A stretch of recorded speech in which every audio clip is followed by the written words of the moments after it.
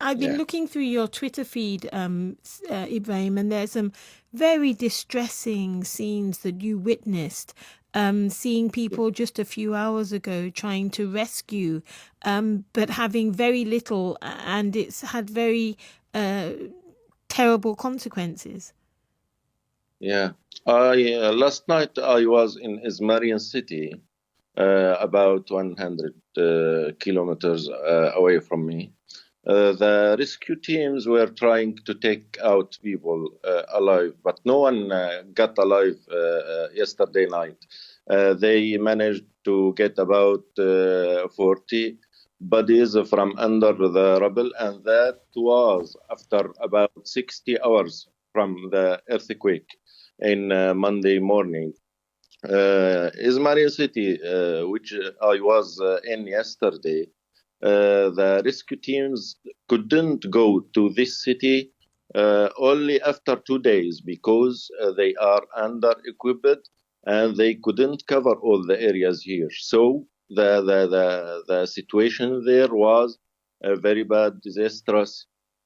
I saw families waiting for their relatives, for their sons and daughters to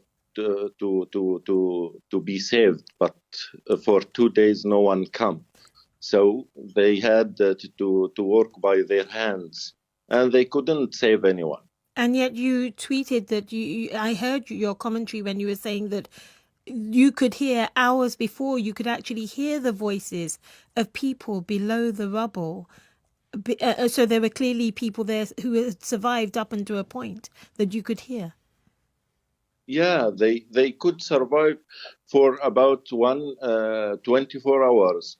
Uh, I talked to the mother. She said to me, I could hear my son voices for about 24 hours, but no one came to save my son, my daughter.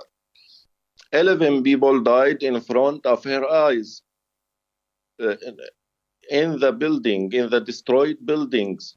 She called for 2 days. After 2 days, the rescue teams managed to go from Sarmada, which was destroyed about 30 buildings in Sarmada.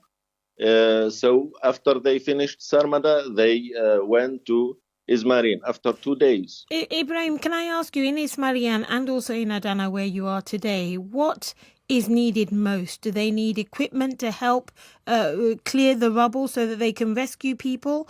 Or are people now asking either the Assad regime or the White Helmets or anybody for help and humanitarian aid? What are people saying?